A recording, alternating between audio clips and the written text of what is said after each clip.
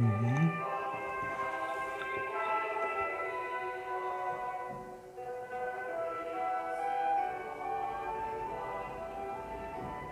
Boa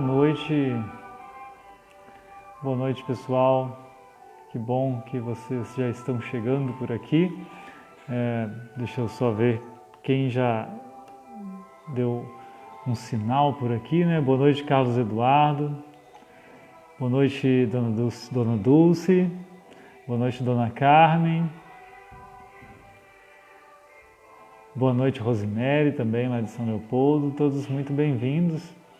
Nós já começaremos, né? 2 minutinhos, vai dar 8h05 e aí nós começamos nossa conversa.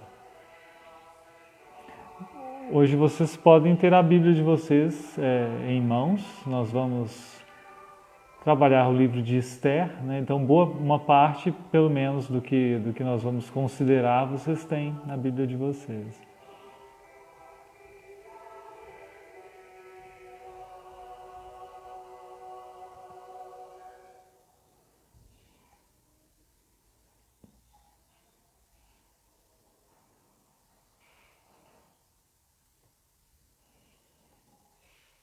Espero que todos estejam bem, né? Espero que tenham passado bem desde a última vez que nós nos encontramos. E estejam todos também preparados para o frio que vem aí. Segundo consta, começa a chegar amanhã, né? Boa noite para o nosso amigo do Mensagens Diárias, muito bem-vindo.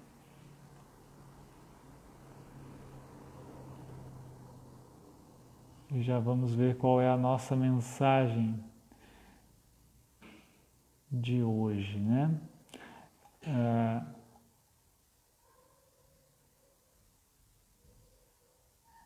Isso. Boa noite, Clene, também, muito bem-vindo.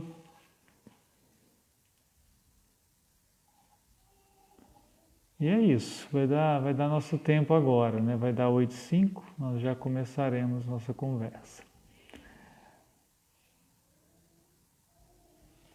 Não sei se vocês são leitores do livro de Esther, assim, se é um livro de que vocês gostam. Tem gente que gosta muito do livro de Esther, outras pessoas não têm muita afinidade.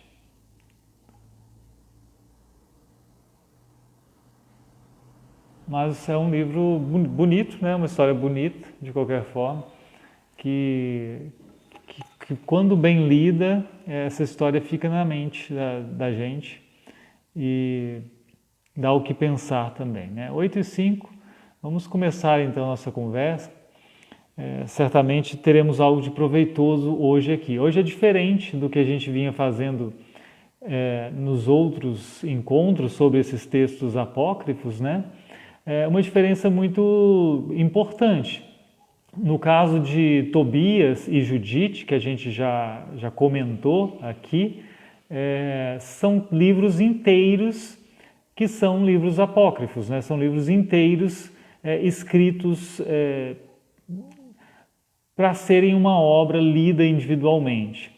No caso de hoje, nós vamos tratar dos acréscimos de Esther, que na verdade é um outro livro, né? É um livro de Esther diferente que aparece como canônico, como deuterocanônico na Bíblia da Igreja Católica Romana, que para nós luteranos é considerado um apócrifo, que segundo a nota na Bíblia de Lutero, né? A nota publicada junto com a Bíblia de Lutero, no tempo de Lutero vivo ainda, são textos, os apócrifos, bons de se ler e úteis de se ler, né? Então vamos tentar ver o que tem de útil e bom nesses acréscimos de Esther, ou nessa versão diferente de Esther, né? Então vamos contextualizar isso, lembrando primeiro o que é o livro de Esther, né? Que livro é esse do Antigo Testamento? Primeiro vamos só lembrar a história, como nós a temos no nosso Antigo Testamento, ou seja, na versão que nos chegou em hebraico, que é aquela que nós temos nas nossas Bíblias, de Almeida, na NTLH também, né? Nas Bíblias, como se diz por aí, dos protestantes, né? A história é a seguinte: nós temos um rei chamado Assuero, e isso se passa durante o Império Persa. Há judeus do povo de Deus que estão vivendo na diáspora e estão vivendo ainda no Império Persa, né? Ou, na verdade, estão ainda vivendo ali, inclusive numa das capitais do Império Persa, que é Suzã.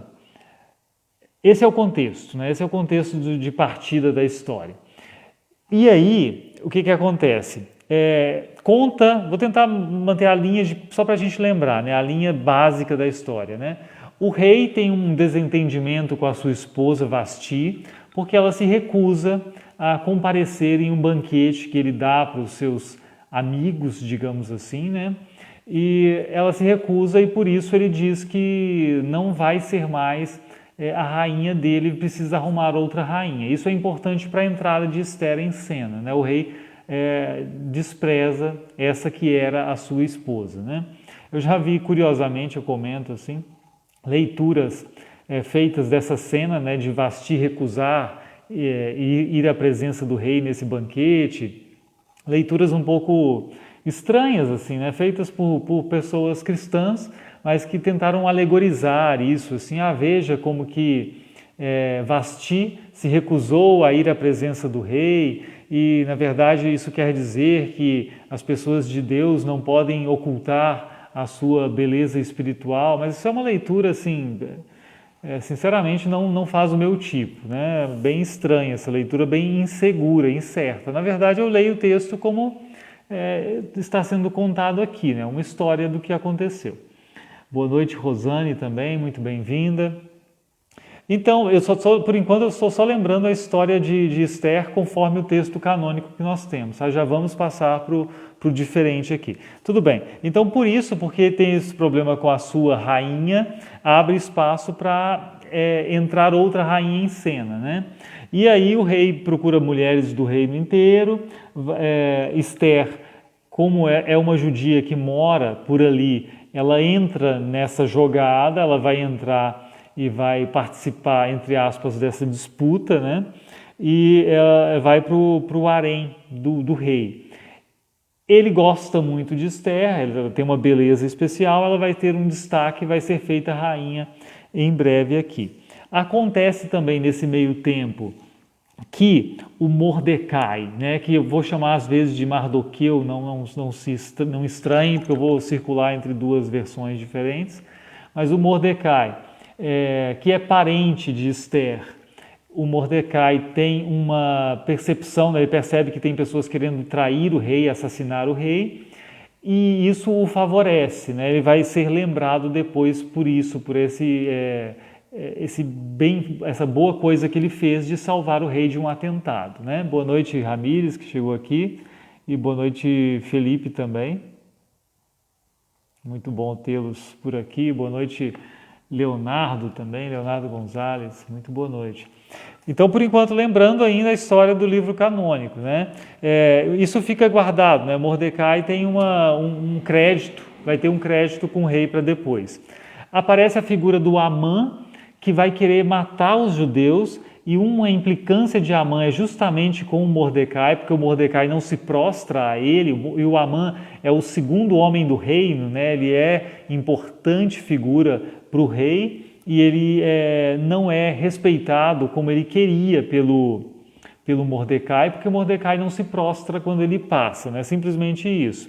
E aí esse Amã vai fazer a cabeça do rei. Na verdade, o rei tem uma característica muito interessante, né? Duas vezes durante a história, em vez de escrever o edito, em vez de escrever uma carta dizendo o que vai acontecer, ele diz para a pessoa assim, pode escrever o que quiser e carimba aí com o meu selo e vai ser como se fosse palavra minha, né? Ele faz isso para Amã e Amã escreve um texto oficial, um documento dizendo que em tal dia os judeus daquela terra inteira poderiam ser mortos, né? Deveriam ser mortos, de todo o império que vai da Etiópia até a Índia, segundo o texto, né? Isso gera um grande problema, porque, claro, Mordecai e Esther são judeus, né? Assim como uma parte considerável da população.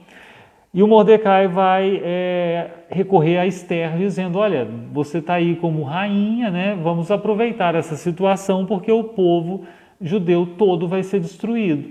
Então, interceda pelo povo junto ao rei para que isso não aconteça. Ele insiste com Esther de alguma forma, né? Tem uma frase dele que é muito uma cutucada de Esther, depois na versão grega vai ser um pouco diferente, por isso é importante a gente se lembrar dela. Lá em Esther 4, 13, ele diz assim, não pense que por estar no palácio real, você será a única entre todos os judeus que conseguirá escapar, né? Porque ela poderia pensar, eu sou rainha aqui, ninguém nem sabe que eu sou judia, eu vou ficar viva, né? Se esse massacre acontecer. Mas ele diz assim, porque se você ficar calada agora, de outro lugar virá socorro e livramento para os judeus, mas você e a casa do seu pai perecerão. Mas quem sabe se não foi para uma conjuntura como esta que você foi elevada à condição de rainha? Ou seja, tudo isso que aconteceu, do rei desprezar Vasti, de você conseguir chegar nesse posto de rainha e tudo mais, quem sabe isso não foi para esse momento você poder agir, né, Esther? Assim ele insiste com ela e ela reconhece, vou fazer alguma coisa, né? Eu tenho uma dificuldade porque o rei decidiu que ninguém entra em sua presença sem ser chamado, e se entrar assim sem ser chamado, ele pode se zangar e essa pessoa ser morta, ou ele pode ter misericórdia, estender o seu cetro e essa pessoa ficar viva, né? Isso é dito, dá um pequeno suspense assim, mas Esther vai e só pede que jejuem por ela, né? Que o povo judeu jejue por ela, mas ela vai tentar, ela vai falar com o rei. Todo mundo sabe que vai dar certo, né? Nesse meio tempo, é importante lembrar que o Amã vai continuar a tentar com o seu plano de executar todos os judeus antes da intervenção de Esther. E tem uma cena que é da ironia muito grande, a maior ironia do texto, né? Porque Amã chega para falar com o rei, porque ele não suporta mais ver o Mordecai não se prostrar diante dele. Ele chega e ele fala com a família fala assim, constrói uma forca aí para enforcar esse Mordecai. Ele manda construir a forca, tal, vai tentando fazer a coisa acontecer, né? Para enforcar o Mordecai. E aí ele vai falar com o rei, para falar com o rei que já passou dos limites, tem uma pessoa que não respeita e tudo mais. Mas quando isso acontece, o rei está lendo, né? O rei está lendo ali as crônicas do reino, e lá ele lê sobre que o Mordecai tinha salvado o rei, tinha contado sobre o plano do atentado contra o rei, e por isso Amã entra e o rei pergunta assim, olha, eu estou aqui bem pensando no assunto, o que eu faço com uma pessoa que merece muita honra? O que eu faço para honrar muito uma pessoa?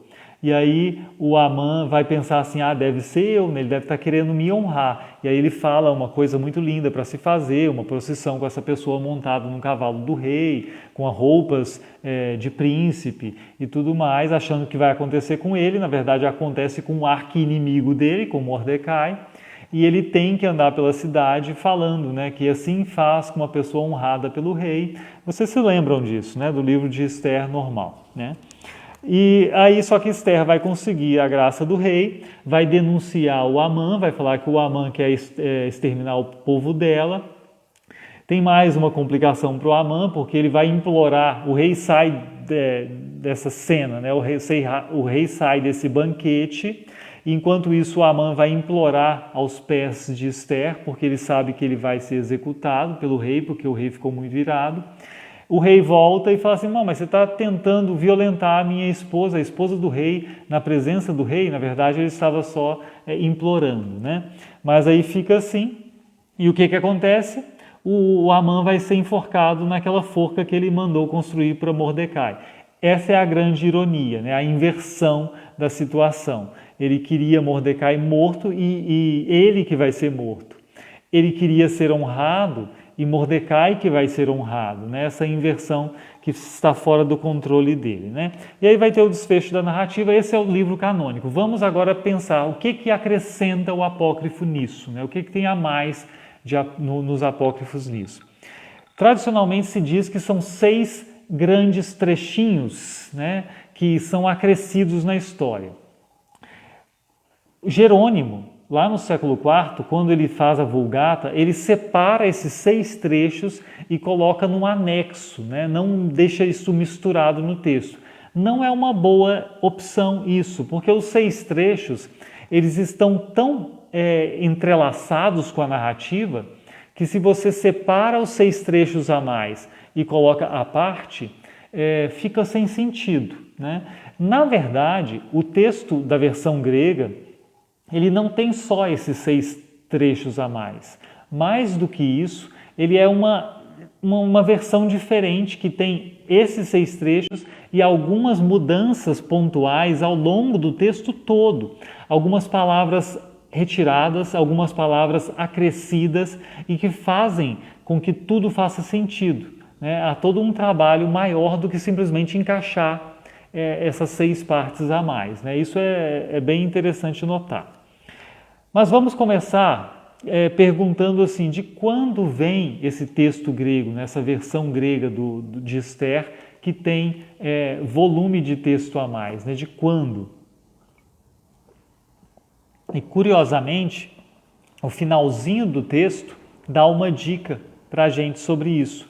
Porque lá no final do texto de Esther, com essas partes apócrifas, tem uma nota sobre a tradução. Isso é muito curioso, né? O texto tem em si uma nota sobre a tradução.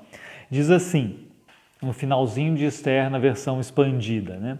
No 4º ano de Ptolomeu e de Cleópatra, Dociteu, que se dizia sacerdote levita, assim como seu filho Ptolomeu, trouxeram a presente carta concernente aos Purim. A carta concernente ao Purim é o livro de Esther, né, que dá início à festividade de Purim.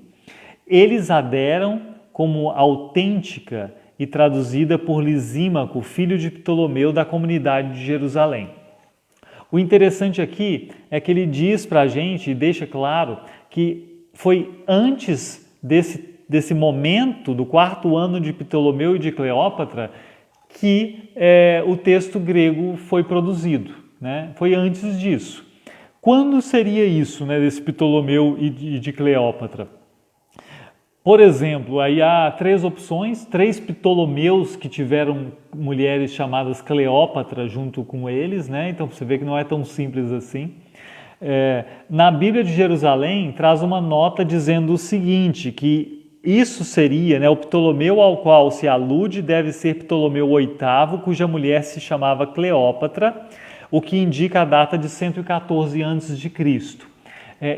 Isso aqui, na verdade, eu sempre digo que Bíblia com notas são perigosas, né? Porque a gente pode olhar essa informação e ficar satisfeito. Então esse livro foi no máximo de 114 a.C.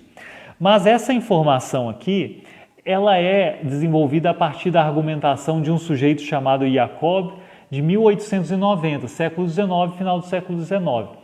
Em 1944, outro pesquisador chamado Bickerman, o Bickerman tem uma argumentação mais precisa do que a do Jacob, e ele percebe, olha, são 3, na verdade, Ptolomeus com mulheres chamadas Cleópatra em torno deles, mas o mais provável não é esse de 114 a.C., por causa da forma como está escrito aqui o nome de Ptolomeu, primeiro e depois o de Cleópatra. No caso desse de 114 acontecia o contrário, Cleópatra tinha uma importância maior, o nome dela aparecia primeiro.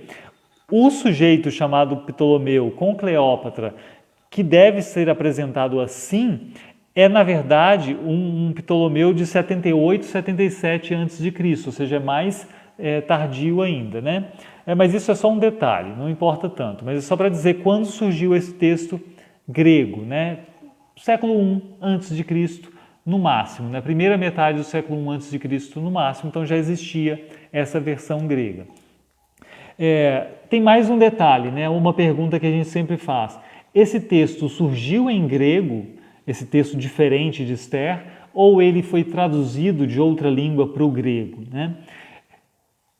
Pesquisas muito sérias, linguísticas, chegaram à conclusão de que dos 6 grandes trechos que tem a mais aqui no livro apócrifo, né, 4 deles foram traduzidos do hebraico ou do aramaico para o grego, e 2 somente foram compostos em grego. 2 cartas que estão inseridas aqui. Lembra que quando eu falei do texto de Esther como um todo, canônico, né, eu mencionei um edito, uma carta, um documento produzido por Amã para dizer que os judeus do reino todo deviam ser exterminados, né? Lembram disso?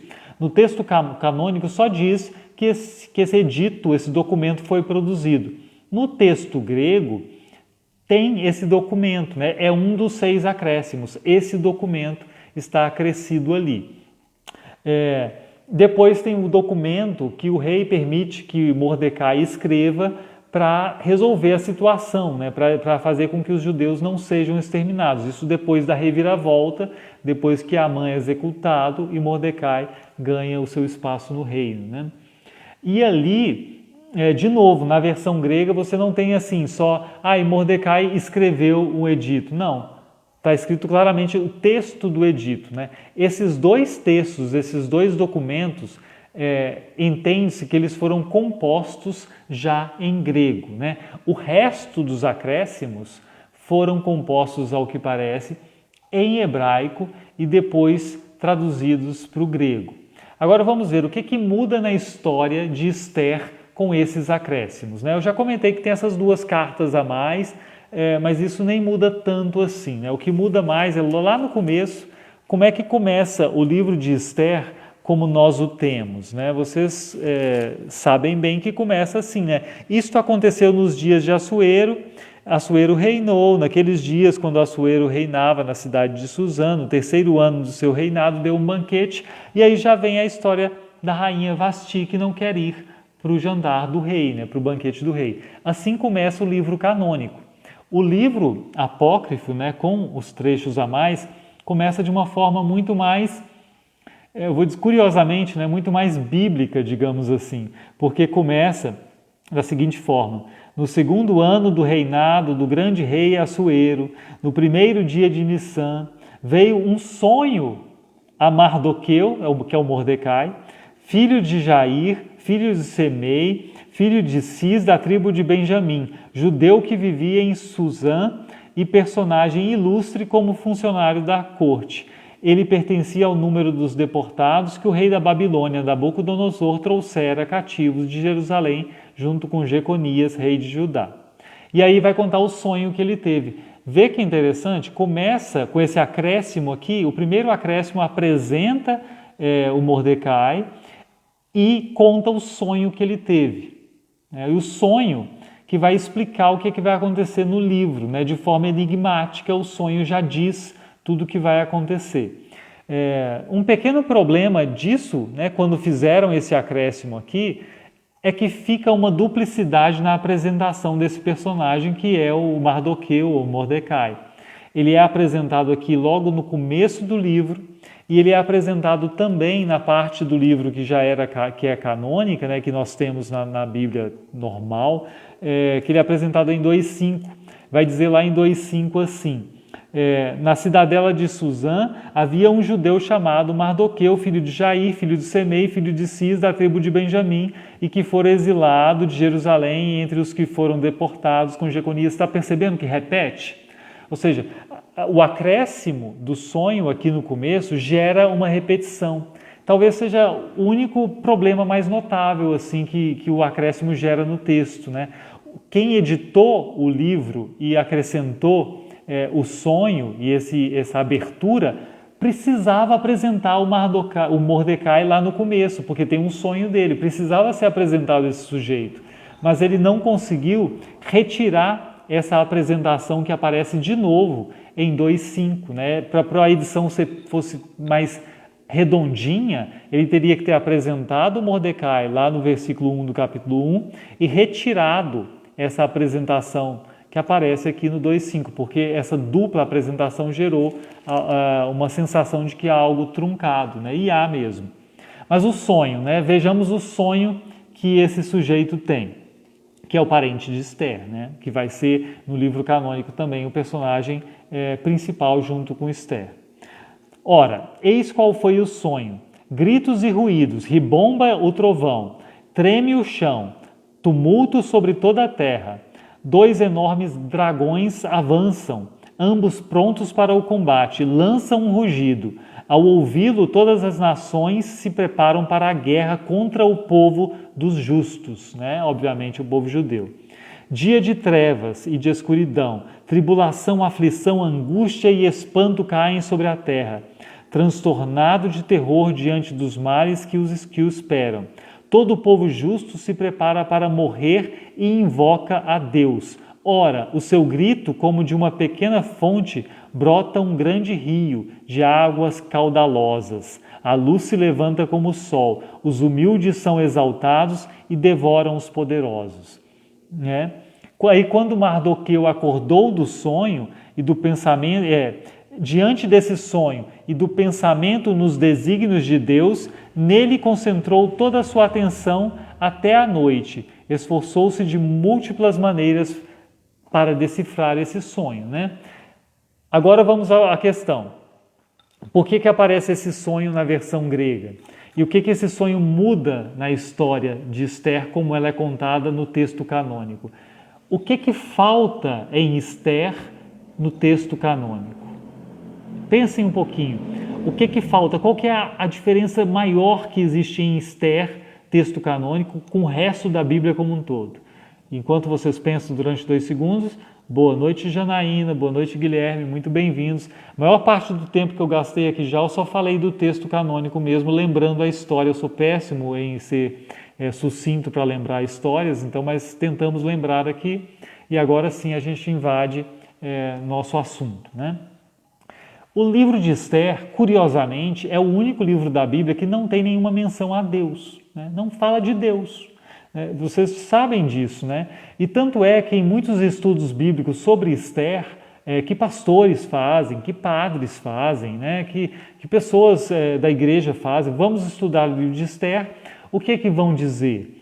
Olha, o livro de Esther não fala sobre Deus, mas cadê Deus nesse livro? É uma pergunta que sempre aparece nos estudos. E a resposta, já bem previsível, é a seguinte: Deus está no livro de Esther, mas escondido, né? Deus está atuando nos bastidores, a providência divina está atuando nos bastidores. Esse sonho de Mardoqueu aqui, que é acrescido ao livro de Esther, ele vai deixar para a gente assim: o que no livro canônico está oculto, essa ação de Deus, no livro, com o acréscimo dos apócrifos, está evidente, é evidenciado, né? É trazido à luz, porque é colocado diante do leitor. Não é algo que o leitor tem que perceber, é algo que está contado já de início. Ou seja, Deus envia esse sonho para Mordecai, né? Deus faz ele sonhar. E aqui já aparece, né? Que todo o povo justo invoca a Deus. Deus vai aparecer aqui de forma muito clara. E Mardoqueu vai acordar o Mordecai e vai pensar no sonho, pensar nos desígnios de Deus, né? Como que vai funcionar isso. O sonho é importante também porque ele vai ser decifrado ao final do livro. Então esse aqui é o primeiro acréscimo, chamado acréscimo A, né, que é o sonho e a abertura do livro.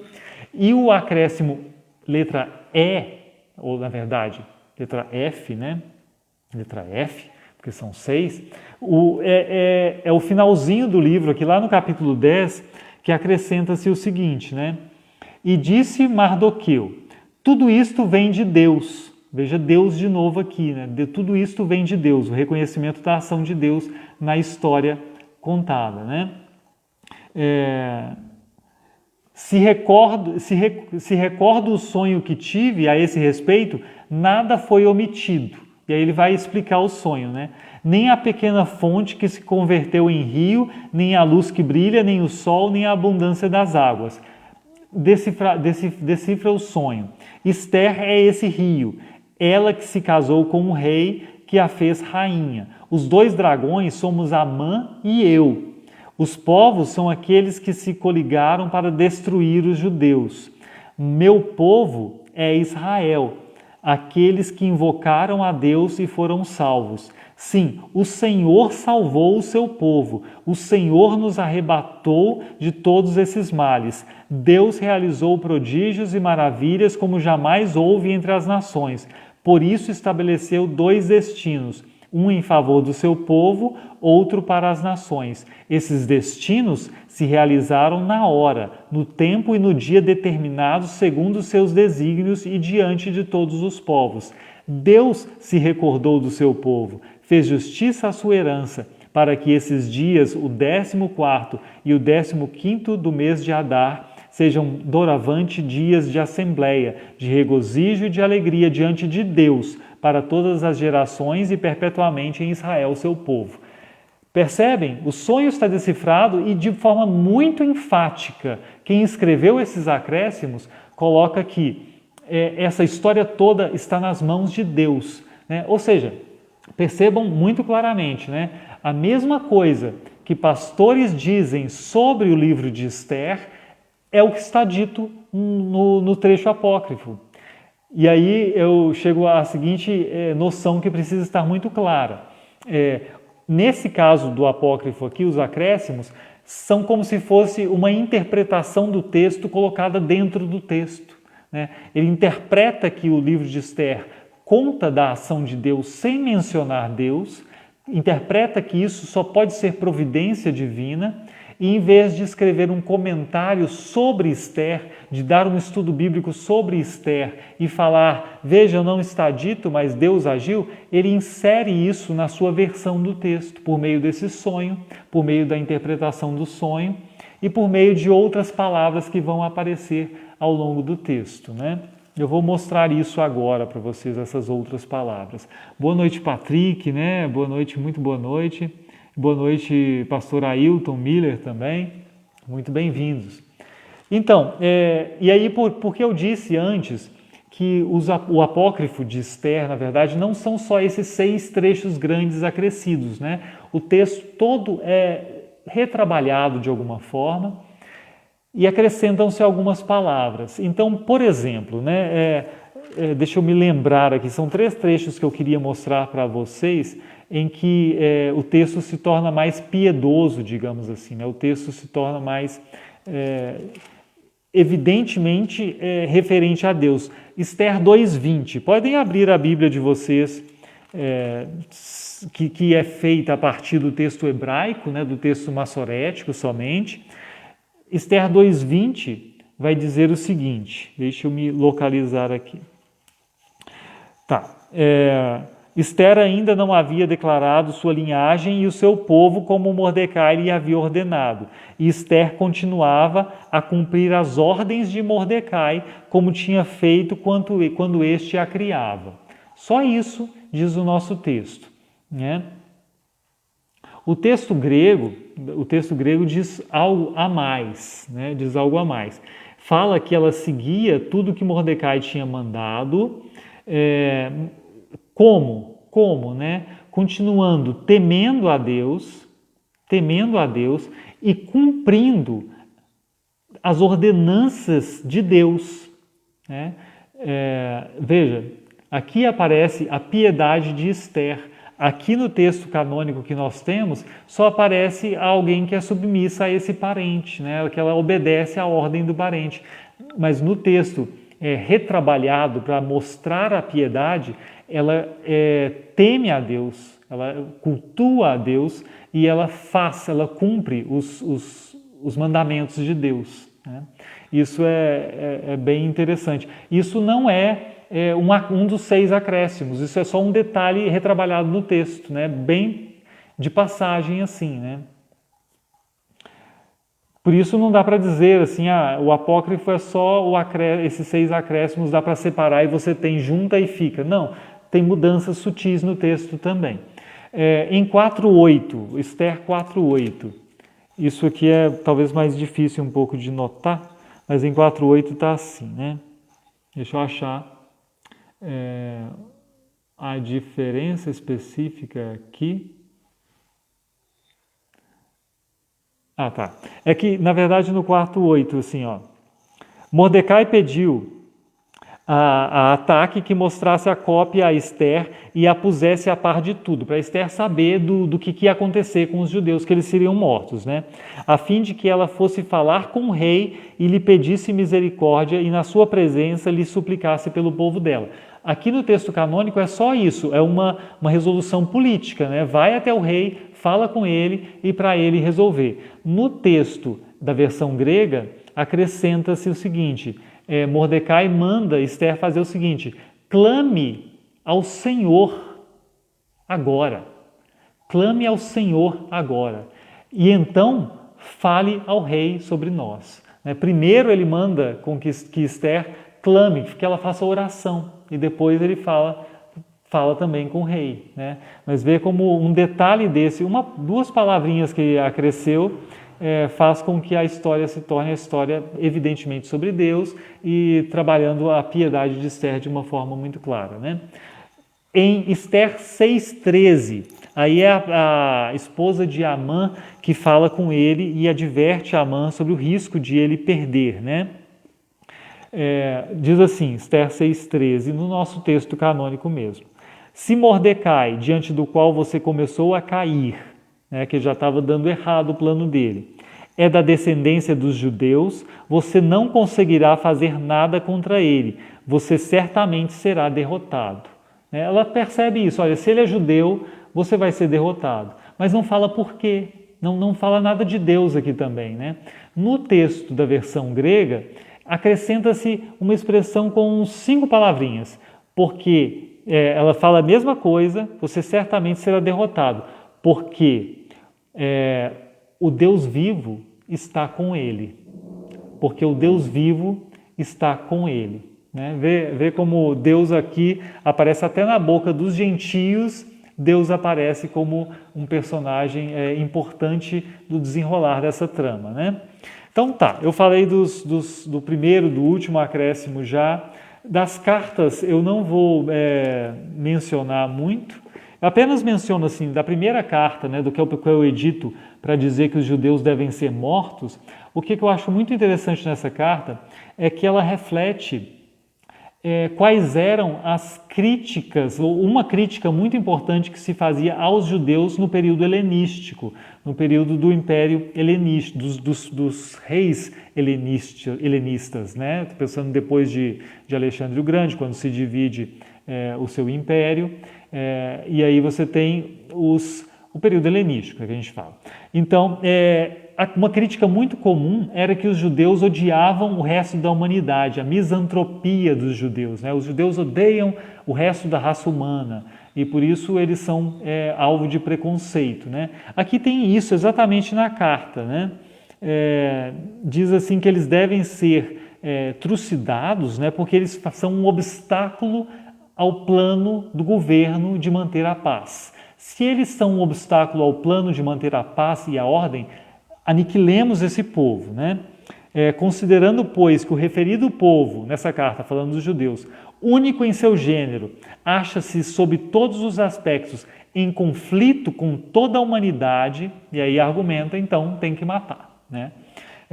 Isso é bem interessante porque como entende-se que essa carta foi escrita e acrescida, escrita originalmente em grego, ela certamente é desse período helenístico em que os judeus sofriam esse tipo de calúnia, né? E isso é bem significativo. Agora vamos adiante, né? Vamos adiante. No texto canônico, tem esse trecho aqui em que Esther diz, que eu já mencionei antes, que ela vai sim falar com o rei, mas que é perigoso, que ela pode morrer por isso, e ela pede: façam jejum por mim, né? Que o povo judeu faça jejum por ela. Não fala nada de oração, não fala nada de jejum para quê, não fala nada para quem que eles vão orar, não fala nada de orar, na verdade, no texto canônico. No texto grego, menciona Deus especificamente e, mais do que isso, apresenta-se, aqui é um acréscimo importante, apresenta a oração de Mardoqueu, Mordecai, e a oração de Esther. Né? Termina essa parte aqui no capítulo 4, versículo 15, 16, 17, e aí diz assim no texto canônico que Mordecai se retirou. Né? E ele vai fazer o que Esther mandou, que é pedir o povo para jejuar. No texto grego, começa assim: orando então ao Senhor, em lembrança de todas as grandes obras, ele exprimiu nesses termos. E aí Mordecai ora: Senhor, Senhor, Rei Todo-Poderoso, tudo está sujeito ao teu poder, não há quem se oponha à tua vontade de salvar Israel. Mais uma vez, deixando evidente que a salvação que virá é da parte de Deus. E mais do que isso, deixando evidente que Deus tem o controle de toda a história. Né? A história, tanto a que se passa aqui no livro de Esther canônico, quanto a história da humanidade como um todo, está nas mãos de Deus. É isso que o Mordecai está falando nessa oração, que é parte apócrifa do texto. Né? Mas isso é uma verdade, né? Isso é uma verdade que simplesmente está explicitada nessa versão do texto. Né? Não vou comentar a oração dele, porque é longa, na verdade. A oração de Esther. Em seguida, vai dizer que Esther também faz a sua oração. Né? E a oração de Esther começa com a seguinte frase, que é muito importante: ó meu Senhor, nosso Rei, tu és o único. Por que isso é importante? Porque uma suspeita que pode-se ter sobre Esther é que ela, sendo feita rainha persa, ela poderia abrir mão da sua fé, abrir mão da sua, digamos assim, de forma muito anacrônica, porque não se pode dizer esse termo sobre aquele período, né? Mas ela corria o risco de ser criticada como não ortodoxa. E aqui ela começa a sua oração dizendo que ela continua monoteísta, né? Que ela não se rendeu à idolatria. Isso é fundamental.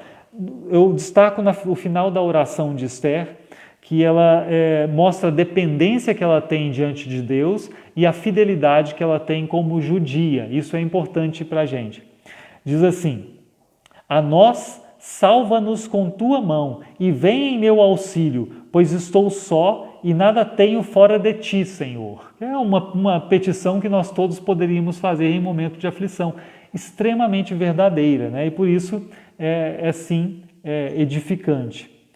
Tu conheces todas as coisas e sabes que odeio a glória dos ímpios, que me horroriza o leito dos incircuncisos e o de todo estrangeiro. Vê como ela está se defendendo aqui de uma crítica que Esther, mesmo a Esther do texto canônico, poderia receber, né? Um olhar meio estranho assim: nossa, mas ela se fez rainha de um rei gentio, né? E diz mais: tu sabes o perigo por que passo, que tenho horror da insígnia de minha grandeza. Ela não gosta de ser rainha, na verdade. Que me cinge a fronte quando apareço em público, o mesmo horror diante de um trapo imundo, e não a levo nos meus dias de tranquilidade. Tua serva não comeu à mesa de Amã, nem apreciou os festins reais, nem bebeu o vinho das libações. Ou seja, ela é uma judia que respeita a dieta mosaica, ela continua obedecendo à lei. Ela diz isso na oração e diz isso para o leitor também. Né? Lembra que esse texto, essa parte é apócrifa do texto. Mas, além de mostrar Deus agindo, ainda resguarda Esther. Lembra que a gente viu isso em Judite, né? Essa observação muito clara de que Judite, mesmo fazendo tudo aquilo, manteve-se judia, né? Manteve-se pura como judia. Tua serva não se alegrou desde os dias de sua mudança até hoje, a não ser em ti, Senhor, Deus de Abraão. Ela é fiel. Agora vem a parte, eu acho que deve ser a última parte que eu vou comentar. Sim, é o último acréscimo que eu não comentei ainda, porque o último é o da explicação do sonho, e nós já vimos. O último acréscimo, esse que é o mais interessante de todos, de verdade que é, porque lá no capítulo 5 tem... vou tentar ser muito claro na minha leitura, Mas por que é interessante? No capítulo 5, diz assim, no terceiro dia, no texto canônico, Esther se aprontou com seus trajes reais e se pôs no pátio interior do palácio real, em frente à residência do rei. O rei estava sentado no seu trono real, voltado para a porta da residência. Lembra, Esther pode ser morta se o rei não gostar da presença dela, né? Se o rei não for clemente. Quando o rei viu a rainha Esther parada no pátio, ela alcançou favor diante dele, e o rei estendeu-lhe o cetro de ouro que tinha na mão. Esther se aproximou e tocou na ponta do cetro. Então o rei perguntou: o que é que você tem, rainha Esther? Qual é o seu pedido?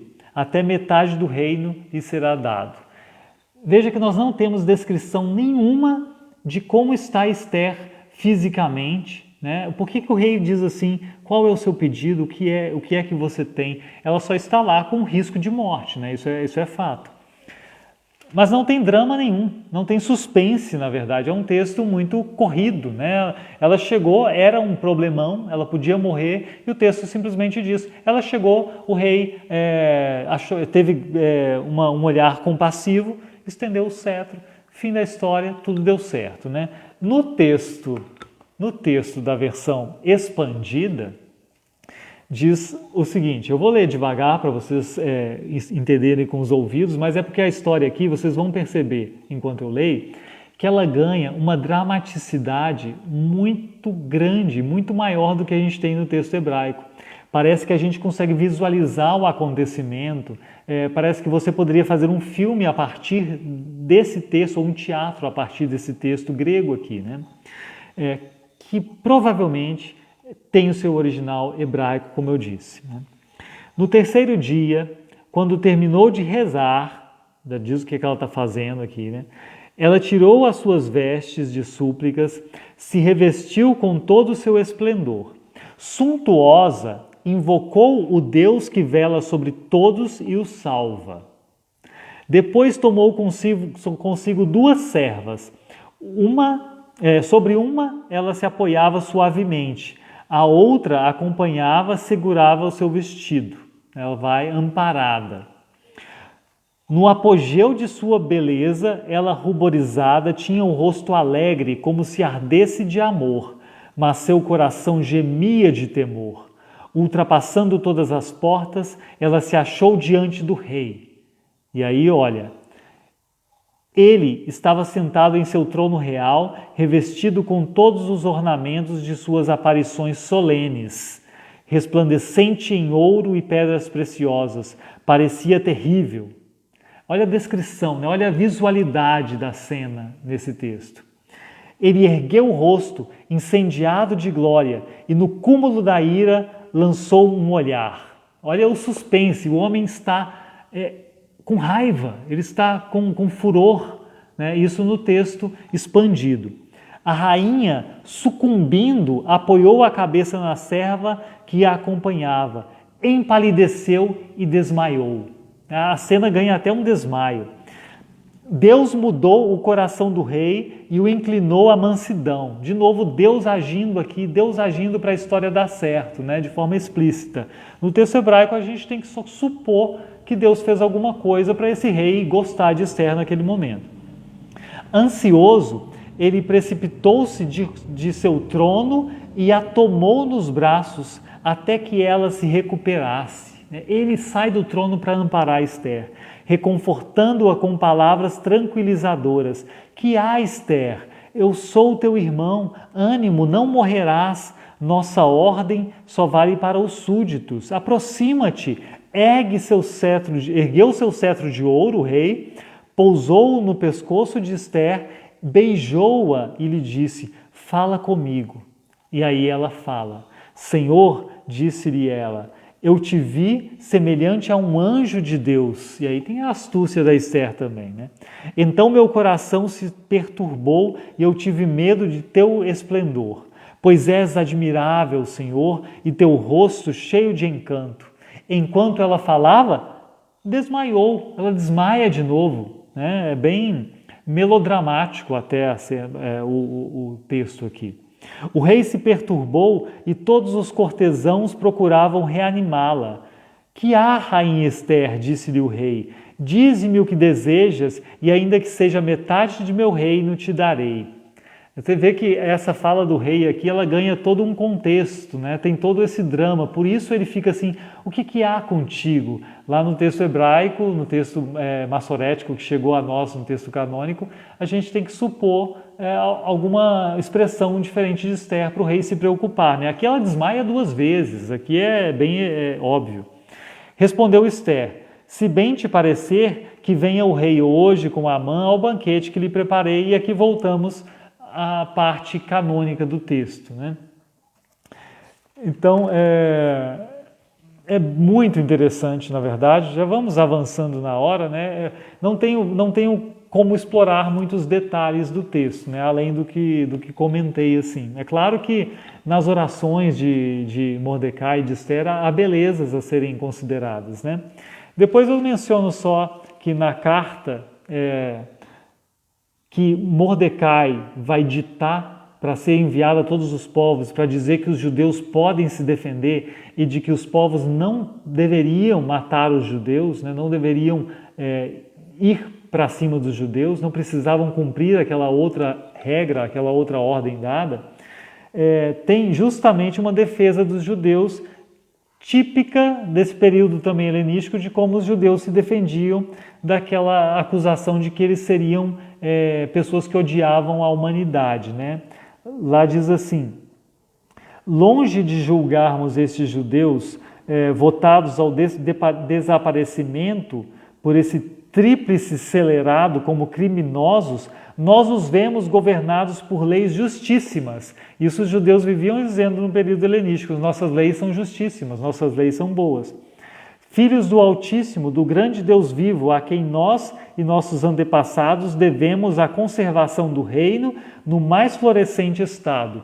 Também aparece isso nos textos judaicos de defesa, nas apologias judaicas, né? Dizer, esse Deus do céu, Deus dos judeus, ele preserva toda a humanidade, na verdade, não só os judeus, né? Mas vejam bem, então, o que eu quero destacar desses acréscimos, na verdade, dessa versão de Esther, como eu disse, não é só o caso de haver 6 acréscimos, mas também todo um texto retrabalhado, costurado novamente, para Deus se fazer evidente ali, né? Primeiro, certamente quem escreveu essa versão é uma pessoa piedosa, é uma pessoa que teme a Deus e que queria ver Deus mostrado em sua ação nesse texto, né? É tão piedosa essa pessoa quanto os pastores que fazem estudos sobre o livro de Esther canônico e comentam que Deus está agindo discretamente ali, né?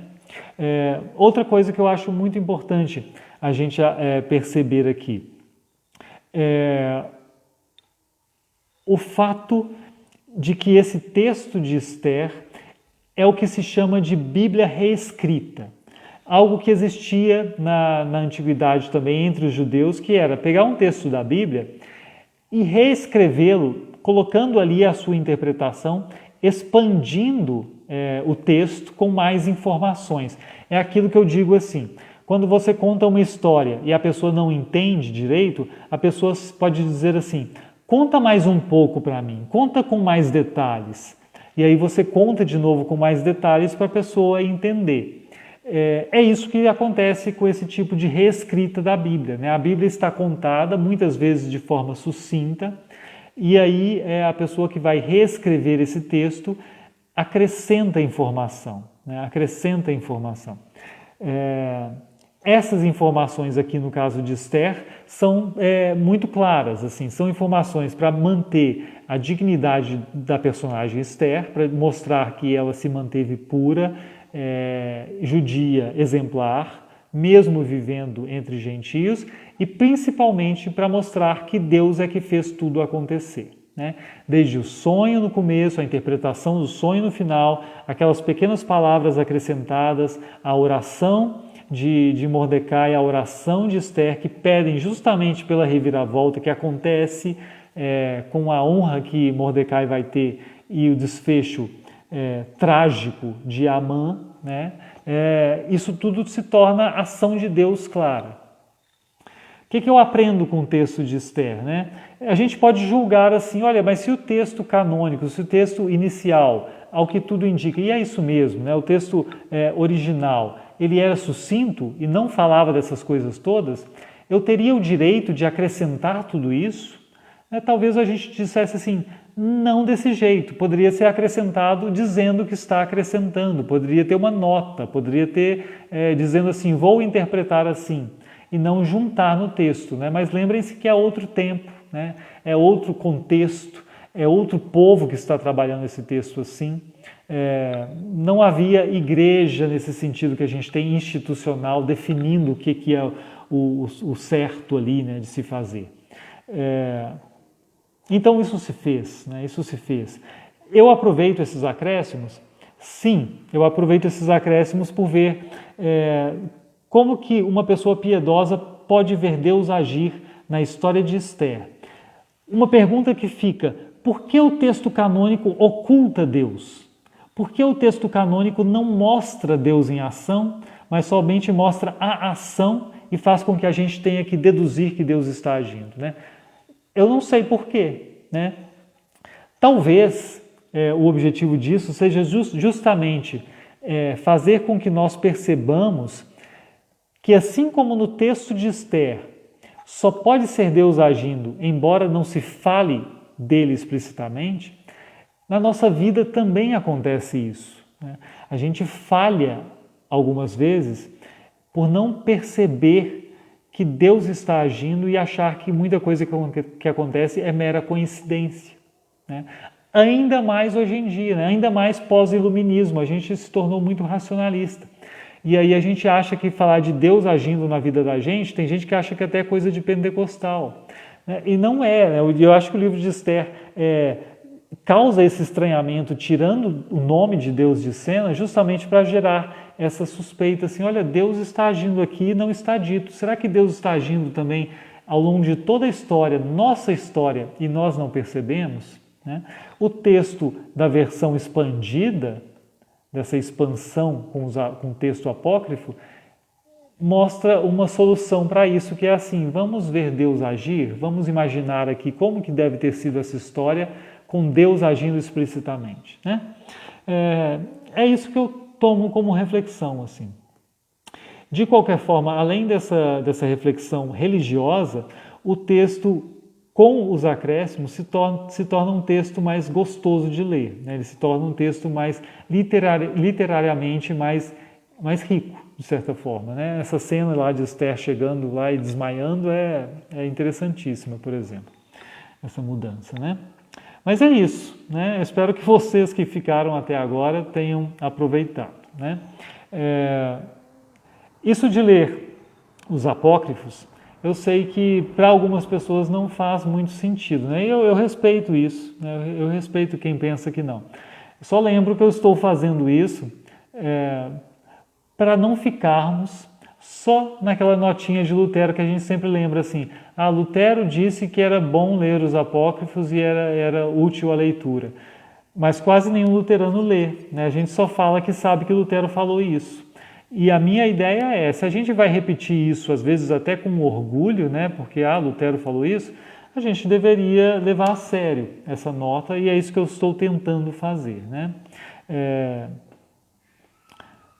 Para que a gente conheça esses textos, né? De qualquer forma, conhecer também, né? Conhecer as coisas é muito importante, né? Mesmo que algumas vezes isso não seja espiritualmente tão relevante e tão edificante, embora possa ser também, conhecer já é fundamental, já que a gente vai falar, sempre aparece um católico, por exemplo, Lutero tirou esses textos da Bíblia, e aí você fala, não foi bem assim, mas nem conhece o texto, né? Como é que você vai falar alguma coisa? Então conheçamos os textos, gente, conheçamos os textos, isso é o básico que a gente pode fazer, né?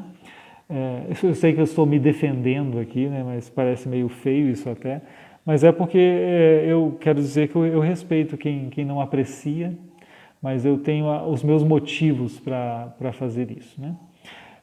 Vamos orar também, né? Vamos orar. Nós fazemos uma oração Não tenho pedidos específicos aqui hoje, me parece, né? Se aparecer, eu posso incluí-lo também. Mas de qualquer forma, nós oramos pela igreja, oramos pela nossa vida, para que nós também possamos perceber a ação de Deus e possamos ser gratos pela ação de Deus, né? Isso é algo importante que a gente não deve perder de vista. Oremos então.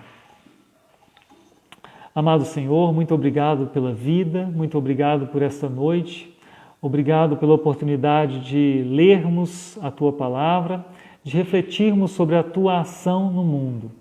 Nós reconhecemos que algumas vezes nós julgamos o mundo só pelo que vemos e acabamos ao longo da vida, em alguns momentos, nos esquecendo do Teu cuidado, da Tua providência, da Tua ação amorosa, da Tua ação poderosa neste mundo. Nós queremos sempre nos lembrarmos de Ti, nos lembrarmos do Teu cuidado. Inclusive nestes tempos difíceis que enfrentamos de pandemia, queremos saber, queremos estar certos de que o Senhor cuida de nós, de que o Senhor faz coisas acontecerem, de que podemos orar a Ti e confiar em Ti. Obrigado por nos lembrar disso, por diversas formas, e também pelas Escrituras. Nós Te pedimos, em nome de Jesus, que o Senhor continue abençoando o Teu povo, abençoando a Tua igreja, para que possamos crescer em discernimento, em entendimento sobre a realidade maior das coisas, a realidade sobre o Teu controle, Deus Todo-Poderoso. Abençoa-nos por Tua misericórdia, livra-nos de todo mal e dá-nos saídas quando estivermos em momentos extremamente difíceis, saídas que não podemos reconhecer muitas vezes por nossa razão, mas que o Senhor pode prover segundo a Tua bondade. Em nome de Jesus, esta é a nossa oração. Amém. Muito boa noite. Boa noite, Dona Conceição Teixeira. Rosane, muito obrigado. Patrick, eu concordo, né? A passagem lá do sonho, quando você escreveu isso aqui, realmente é muito bonito, né? Tem verdades muito fortes nesse texto, sim, sem dúvida. Eu me despeço de vocês então, né? Dando boa noite. Nós nos encontramos semana que vem. O estudo semana que vem vem de uma pergunta de uma membro aqui da comunidade, né? Ela mandou uma pergunta para mim, então vai ser o estudo do fim de semana no Facebook, terça-feira, sobre anjos, né? Vamos falar sobre anjos, né? Ela perguntou sobre a aparência dos anjos, então vamos expandir, vamos falar sobre a aparência, função, né? O que a gente sabe, o que a gente não sabe sobre os anjos. Terça-feira que vem, aqui e aqui na igreja, aqui presencialmente no domingo. Forte abraço, bênção de Deus, obrigado Guilherme também, todos vocês, e até o fim de semana ou até a semana que vem. Um abraço.